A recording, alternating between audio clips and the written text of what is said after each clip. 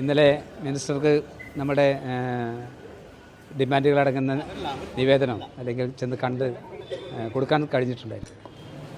അപ്പോൾ അത് കാരണം ഇന്ന് കണ്ട് കൊടുക്കുക എന്നുള്ള ഉദ്ദേശത്തിലാണ് ചെന്നത്. ഞങ്ങൾ നിവേദനം സമർപ്പിച്ചു. ഒപ്പം അദ്ദേഹം കുറച്ച് കാര്യങ്ങൾ ഇങ്ങോട്ട് ചോദിച്ചു.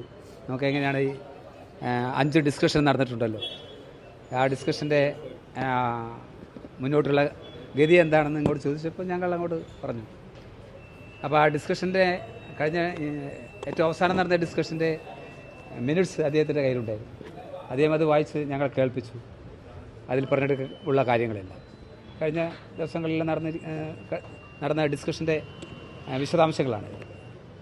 അപ്പോൾ അത് ഒരു 3 മാസത്തിനുള്ളിൽ ചില കാര്യങ്ങൾ നടത്താമെന്നുള്ള കമ്മിറ്റി വയ്ക്കാം തുടങ്ങിയ കാര്യങ്ങളും തത്വത്തിൽ ഓണറേറിയം വർധന ഗവൺമെൻറ് അംഗീകരിക്കുന്നുണ്ട്, തത്വത്തിൽ അംഗീകരിക്കുന്നുണ്ട് എന്നതിൽ തുടക്കത്തിൽ പറയുന്നുണ്ട്, അതിൻ്റെ മിനിറ്റ്സിൽ തന്നെ പറയുന്നുണ്ട്. അപ്പോൾ അതെല്ലാം വെച്ചുകൊണ്ട് നിങ്ങൾക്ക് സമരത്തിലൊരു അവസാനിപ്പിച്ചുകൂടെ എന്നുള്ളതാണ് മിനിസ്റ്ററുടെ ഒരു അഭിപ്രായം. ഞങ്ങളപ്പോൾ അഭിപ്രായം തിരിച്ചു പറഞ്ഞു. ഞങ്ങൾ വളരെ താന്നിട്ടുണ്ട്. ഞങ്ങളെ സംബന്ധിച്ചിടത്തോളം ഒരു മോണിറ്ററി ബെനിഫിറ്റ് ഉണ്ടായിക്കൊണ്ടേ പോകാൻ പറ്റും. ഞങ്ങൾ മുന്നോട്ട് വെച്ചിട്ടുള്ള ഓണറേറിയം വർധനവ് അത് ഗവൺമെൻറ് അംഗീകരിക്കണം. അതേപോലെ തന്നെ പിരിഞ്ഞു പോകുമ്പോൾ ഒരു തുക അവർക്ക് നൽകണം. ഈ 2 കാര്യത്തിൽ ആണ് ഞങ്ങൾ നിൽക്കുന്നത്.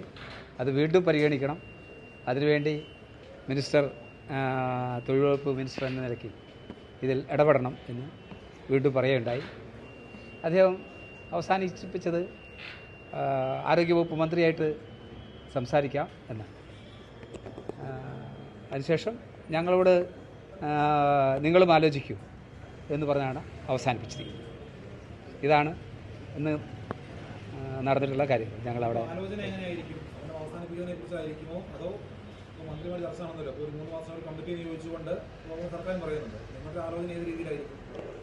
ഞങ്ങളുടെ ആലോചന ഞങ്ങൾ പറഞ്ഞു, ഞങ്ങളുടെ കാര്യത്തിൽ ഒരു തർക്കവുമില്ല. ഞങ്ങൾക്ക് ഈ ഓണറേറിയം വർധനവ് കിട്ടിയേ ഞങ്ങൾക്ക് സമരം അവസാനിപ്പിക്കാൻ കഴിയുള്ളൂ.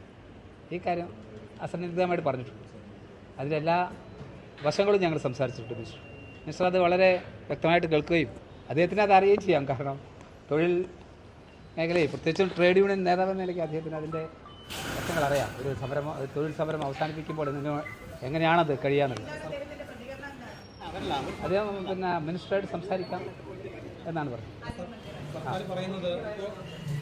സർക്കാർ പറയുന്നത് ഒരു കമ്മിറ്റി നിയോഗിച്ചുകൊണ്ട് 3 മാസത്തിനകം ഇക്കാര്യങ്ങളെല്ലാം പഠിച്ചതിന് ശേഷം ഒരു തീരുമാനം ഉണ്ടാക്കുമെന്നാണല്ലോ. തൊഴിൽ മന്ത്രി തന്നെയാണ് പറയുന്നത്, ആരോഗ്യമന്ത്രി തന്നെയാണ് പറയുന്നത്. അക്കാര്യങ്ങൾ ഇപ്പോഴും അംഗീകരിക്കുന്നില്ല എന്നുള്ളതാണ്. ഇല്ല, ഞങ്ങളിപ്പോഴും അത് അംഗീകരിക്കുന്നു. വർധനവ് പ്രഖ്യാപിക്കണം, അത് തീർച്ചയായിട്ടും വർധനവ് പ്രഖ്യാപിക്കണം എന്നാണ്. അതെ, സമരം തുടരാൻ നിർബന്ധിതരാണ് ഞാൻ. അങ്ങനെ മറ്റൊരു കാര്യം, ആരോഗ്യവകുപ്പ് തുടർ ചർച്ച ഉണ്ടാവില്ലെന്നൊരു സൂചന നൽകുന്നുണ്ട്.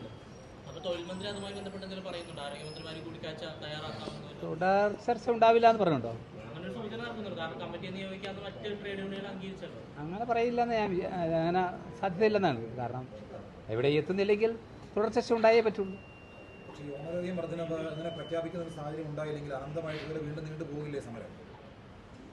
ഞങ്ങൾ ഓണറേറിയം വർധനവ് ഞങ്ങളുടെ ഏറ്റവും പ്രധാനപ്പെട്ട ഡിമാൻഡ്. അവിടെ ഇരിക്കുന്ന ആശാവർക്കർമാർ, ഈ സമരത്തിൽ ഏർപ്പെട്ടിരിക്കുന്ന കേരളത്തിൽ അങ്ങോളമുള്ള ആശാവർക്കർമാർ ഓണറേറിയം വർധനവ് ഏറ്റവും പ്രധാനപ്പെട്ട ഒരു ഡിമാൻഡായിട്ടാണ് കാണുന്നത്. ആ വർധനവ് കൊണ്ടുവരാൻ സർക്കാരിന് ബുദ്ധിമുട്ടില്ല. കാരണം എല്ലാ ബജറ്റിലും വർധനവ് വരാറുണ്ട്, അല്ലെങ്കിലും പ്രധാനപ്പെട്ട ബജറ്റുകളെല്ലാം വന്നിട്ടുണ്ട്. അപ്പോൾ സ്വാഭാവികമായിട്ടും അതിന് ഒരു വലിയ പ്രശ്നങ്ങളില്ല, പ്രഖ്യാപിക്കാൻ കഴിയുന്നതാണ്.